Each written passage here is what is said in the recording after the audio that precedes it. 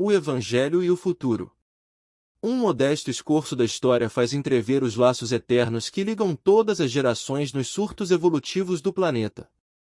Muita vez, o palco das civilizações foi modificado, sofrendo profundas renovações nos seus cenários, mas os atores são os mesmos, caminhando, nas lutas purificadoras, para a perfeição daquele que é a luz do princípio. Nos primórdios da humanidade, o homem terrestre foi naturalmente conduzido às atividades exteriores, desbravando o caminho da natureza para a solução do problema vital. Mas houve um tempo em que a sua maioridade espiritual foi proclamada pela sabedoria da Grécia e pelas organizações romanas.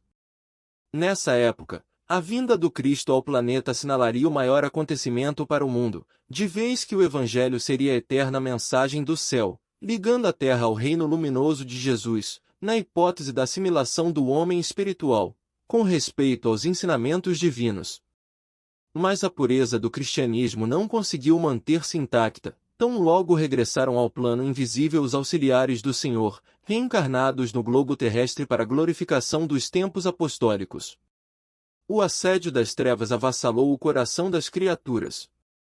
Decorridos 3 séculos da lição santificante de Jesus, surgiram a falsidade e a má-fé adaptando-se às conveniências dos poderes políticos do mundo, desvirtuando-se-lhe todos os princípios, por favorecer doutrinas de violência oficializada.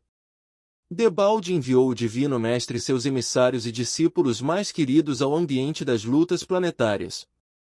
Quando não foram trucidados pelas multidões delinquentes ou pelos verdugos das consciências, foram obrigados a capitular diante da ignorância, esperando o juízo longínquo da posteridade. Desde essa época, em que a mensagem evangélica dilatava a esfera da liberdade humana, em virtude da sua maturidade para o entendimento das grandes e consoladoras verdades da existência, estacionou o homem espiritual em seus surtos de progresso, impossibilitado de acompanhar o homem físico na sua marcha pelas estradas do conhecimento. É por esse motivo que, ao lado dos aviões poderosos e da radiotelefonia, que ligam todos os continentes e países da atualidade, indicando os imperativos das leis da solidariedade humana, vemos o conceito de civilização insultado por todas as doutrinas de isolamento, enquanto os povos se preparam para o extermínio e para a destruição. É ainda por isso que, em nome do Evangelho, se perpetram todos os absurdos nos países ditos cristãos. A realidade é que a civilização ocidental não chegou a se cristianizar. Na França temos a guilhotina, a forca na Inglaterra, o machado na Alemanha e a cadeira elétrica na própria América da Fraternidade e da Concórdia, isto para nos referirmos tão somente às nações supercivilizadas do planeta. A Itália não realizou a sua agressão à Abissínia, em nome da civilização cristã do Ocidente? Não foi em nome do Evangelho que os padres italianos abençoaram os canhões e as metralhadoras da conquista? Em nome do Cristo espalharam-se, nestes 20 séculos, todas as discórdias e todas as amarguras do mundo. Mas é chegado o tempo de um reajustamento de todos os valores humanos. Se as dolorosas expiações coletivas preludiam a época dos últimos ais do Apocalipse, a espiritualidade tem de penetrar as realizações do homem físico, conduzindo-as para o bem de toda a humanidade. O Espiritismo, na sua missão de consolador, é o amparo do mundo neste século de declives da sua história. Só ele pode, na sua feição de cristianismo redivivo, salvar as religiões que se apagam entre os choques da força e da ambição, do egoísmo e do domínio, apontando ao homem os seus verdadeiros caminhos. No seu manancial de esclarecimentos, poder-se-á beber a linfa cristalina das verdades consoladoras do céu, preparando-se as almas para a nova era.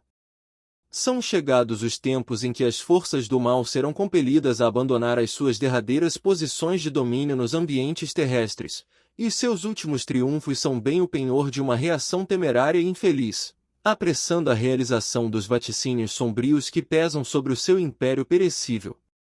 Ditadores, exércitos, hegemonias econômicas, massas versáteis e inconscientes, guerras inglórias, organizações seculares, passarão com a vertigem de um pesadelo.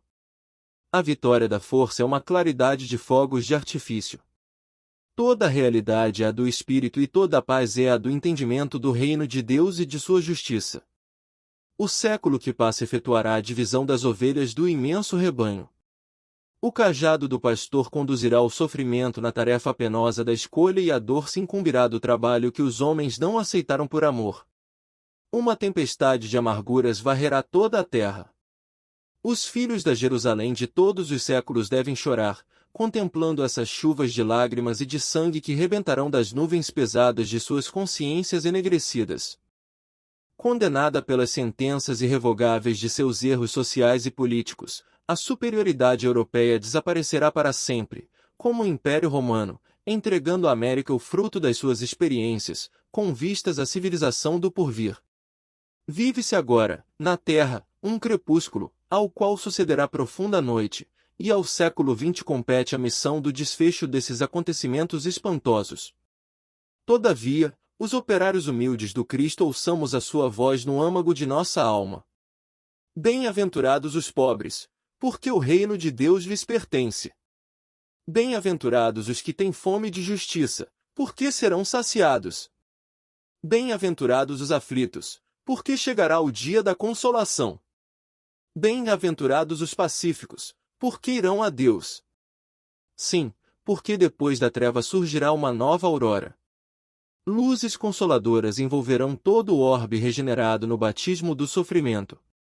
O homem espiritual estará unido ao homem físico para sua marcha gloriosa no ilimitado, e o espiritismo terá retirado dos seus escombros materiais a alma divina das religiões, que os homens perverteram, ligando-as no abraço acolhedor do cristianismo restaurado. Trabalhemos por Jesus, ainda que a nossa oficina esteja localizada no deserto das consciências. Todos somos dos chamados ao grande labor e o nosso mais sublime dever é responder aos apelos do escolhido. Revendo os quadros da história do mundo, sentimos um frio cortante neste crepúsculo doloroso da civilização ocidental. Lembremos a misericórdia do Pai e façamos as nossas preces. A noite não tarda, no bojo de suas sombras compactas, não nos esqueçamos de Jesus, cuja misericórdia infinita, como sempre, será a claridade imortal da alvorada futura, feita de paz, de fraternidade e de redenção. Conclusão. Meus amigos, Deus vos conceda muita paz. Agradeço a vossa colaboração, em face de mais este esforço humilde do nosso grupo na propagação dos grandes postulados do Espiritismo evangélico, como agradeço também a misericórdia divina o bendito ensejo que nos foi concedido. Em nosso modesto estudo da história, um único objetivo orientou as nossas atividades, o da demonstração da influência sagrada do Cristo na organização de todos os surtos da civilização do planeta, a partir da sua escultura geológica. Nossa contribuição pode pecar pela síntese excessiva, mas não tínhamos em vista uma nova autópsia da história do globo em suas expressões sociais e políticas, e sim revelar, mais uma vez, os ascendentes místicos que dominam os centros do progresso humano, em todos os seus departamentos. Sinto-me feliz com a vossa colaboração dedicada e amiga. Algum dia, Deus me concederá a alegria de falar dos laços que nos unem de épocas remotas, porque não é sem razão que nos encontramos reunidos e irmanados no mesmo trabalho e ideal. Reitero-vos, aqui, meu agradecimento comovido e sincero. Quando lá fora se prepara o mundo para as lutas mais dolorosas e mais rudes, devemos agradecer a Jesus a felicidade de nos conservarmos em paz em nossa oficina, sob a égide do seu divino amor. Prometemos, tão logo seja possível, um ensaio no gênero romântico. Refere-se ao romance de sua vida de patrício romano e legado na Judéia ao tempo do Cristo, obra já concluída e publicada em 2 volumes, que são há 2000 anos e 50 anos depois. Nota da editora. Permitirá Deus que sejamos felizes. Assim o espero, porque não ponho em dúvida sua infinita misericórdia. Que Deus vos guie e abençoe, conservando-vos a tranquilidade sagrada dos lares e dos corações.